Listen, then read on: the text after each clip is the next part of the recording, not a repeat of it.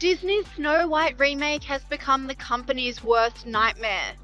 The film has reached a humiliating new low, sealing its place as the worst-rated Disney release of the decade. Everyone who hates when I win, the winged victory came to the Louvre in peace, and people still line up.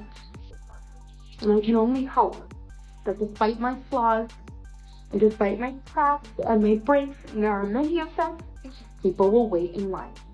Rachel Zegler is now keeping a low profile following the backlash from the Snow White controversy. After the film's disappointing performance, reports say she's relocated to New York City to step away from the spotlight. Fans recently spotted her riding a local subway, a stark contrast to her once rising stardom. The Snow White remake struggled at the box office, with social media flooded by images of nearly empty theaters. By its fourth weekend, the movie had lost over half of its original screenings, with many cinemas pulling it early to make way for more successful releases. Keep talking about Snow White, because Disney's Snow White remake, the box office has suffered a 56% drop in the second weekend of showing. So the film's flop could end up costing Disney millions of dollars. We know that the movie is currently one of the lowest IMDb rated movies of all time, receiving a 1.6 out of 10 rating. It's generated $143 million globally to date, which is well short of the $250 million that Disney has spent producing the film, and that doesn't even include the marketing expense. It got even more humiliating when a fan posted a TikTok revealing she was the only person in the entire theater during a Snow White showing. She stayed for a few minutes before realizing she had the whole place to herself, a moment that quickly went viral and added to the film's growing list of embarrassments.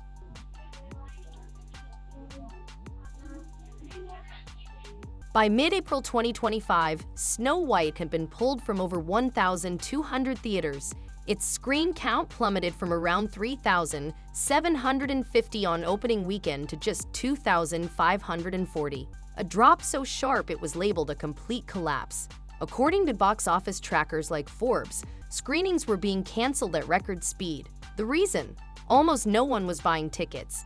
Some showings reportedly sold as few as 3 tickets total, with daily averages sinking to just $53 by late April.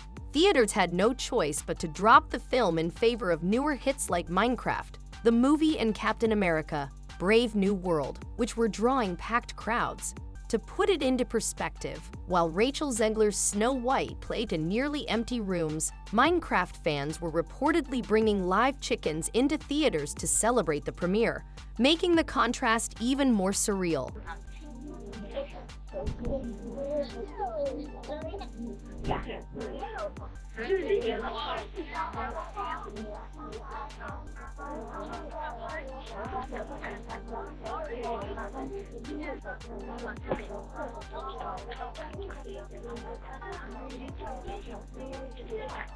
And it wasn't just a flop in America. Snow White struggled globally too.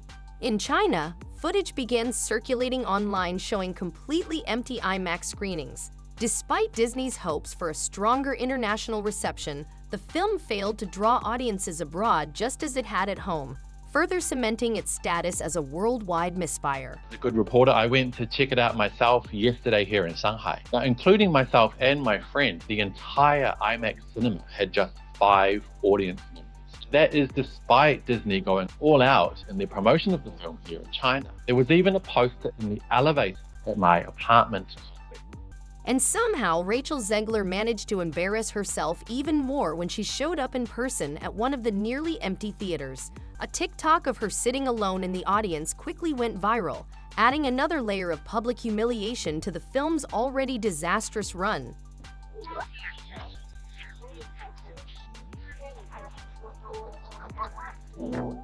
At this point, it's clear that Rachel Zegler's Hollywood career is hanging by a thread. Major studios are reportedly rethinking her involvement in upcoming projects, with industry insiders labeling her a high-risk name following the Snow White disaster. Her outspoken political comments during the press tour, combined with alleged on-set behavior, emotional breakdowns, and controlling tendencies, didn't just sink a single film. They may have influenced Disney's decision to rethink future woke remakes entirely. And the financial blow to Disney is even worse than expected.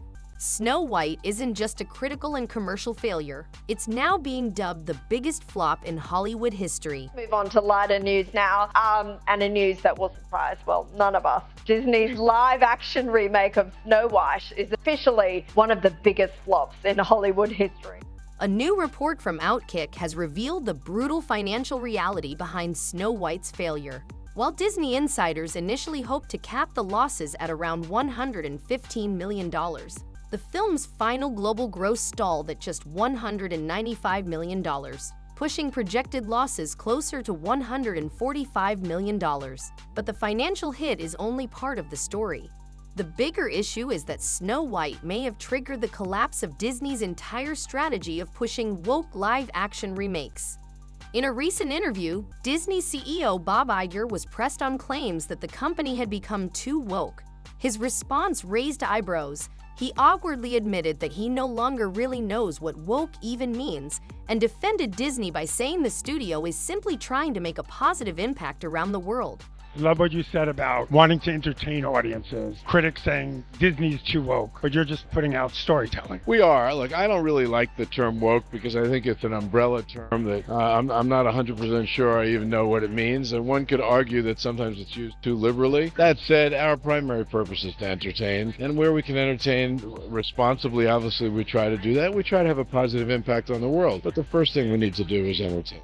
Actions speak louder than words, and in the wake of Snow White's catastrophic flop, Disney has quietly hit pause on its next live-action remake, Tangled. Initially set to be the studio's most expensive live-action adaptation, Tangled was expected to top even Snow White's budget. But following the disastrous performance of Snow White at the box office, coupled with the constant public backlash, Disney made the decision to halt production on Tangled altogether. Rachel Zegler's involvement in Tangled didn't help matters. Even before Snow White's collapse, insiders report that Disney executives had already begun to feel uneasy about Rachel's public image. After the film's failure, major production studios began to reconsider working with her on future projects. The Snow White disaster has become more than just one bad movie or one actress. It's about the collapse of an entire billion-dollar strategy Disney had been betting its future on. And the worst part? The fallout isn't over. Rachel Zegler's career has been left in tatters, but the ramifications extend further, including a growing divide between her and her co-stars. Reportedly, Zegler is in full meltdown mode, dealing with online trolling and the aftermath of both her political comments and the film's failure. Insiders suggest she might even be seeking therapy to cope with the backlash. Meanwhile, her co-stars are distancing themselves. Gal Gadot, who played the evil queen in Snow White, recently addressed the situation without directly naming Rachel.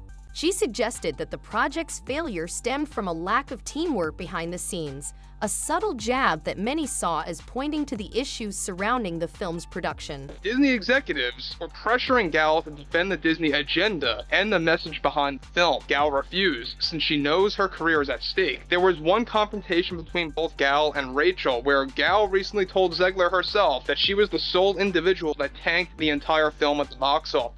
Insiders have revealed that Disney allegedly asked Gal Gadot to publicly defend Rachel Zegler and help salvage the image of Snow White, but Gal reportedly refused.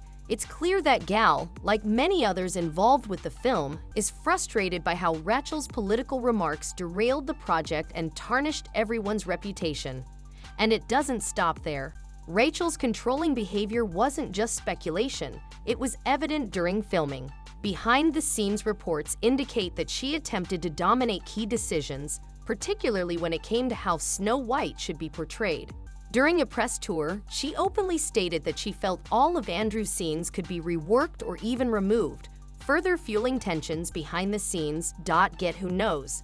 Now that you've told me before that your version of Snow White is different and it's more of a 2022 version of Snow White, what did you mean by that?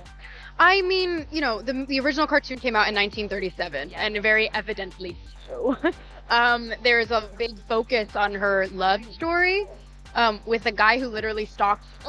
Yeah. Weird. Super weird. So we didn't do that this time.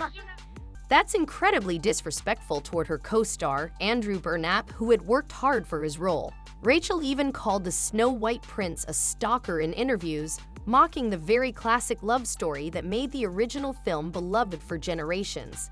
Instead, her version of Snow White was presented as a dominant, independent woman with no romance and no prince, a complete departure from the original fairy tale Disney built its brand on. Between alienating her co-stars, dividing Disney's own executives, and angering fans worldwide, Rachel Zegler didn't just ruin one movie. She backstabbed the entire Snow White cast and burned every bridge around her. And at this rate, there might not be any coming back. At this point, Rachel Zegler's Snow White disaster has spiraled far beyond a simple box office flop. It's become a full-blown Hollywood cautionary tale, from 1,210 theaters dropping her movie to Disney reportedly shelving future live-action projects, to her own co-stars like Gal Gadot refusing to publicly defend her. The collapse is complete. Rachel's woke interviews, controlling behavior behind the scenes, and non-stop political remarks didn't just hurt one movie, they destroyed an entire strategy Disney was banking on. Now, even Rachel's future in Hollywood looks uncertain as major studios begin to back away. But now, I want to hear from you. Do you think Rachel Zegler still has a chance at saving her career after all of this? Was Disney's collapse more about bad corporate decisions, or was Rachel's attitude the final nail in the coffin? And should Disney stop making these live-action remakes altogether? Drop your thoughts in the comments. We're reading everything and will feature the best ones in the next video. Thanks for watching, and we'll see you next time.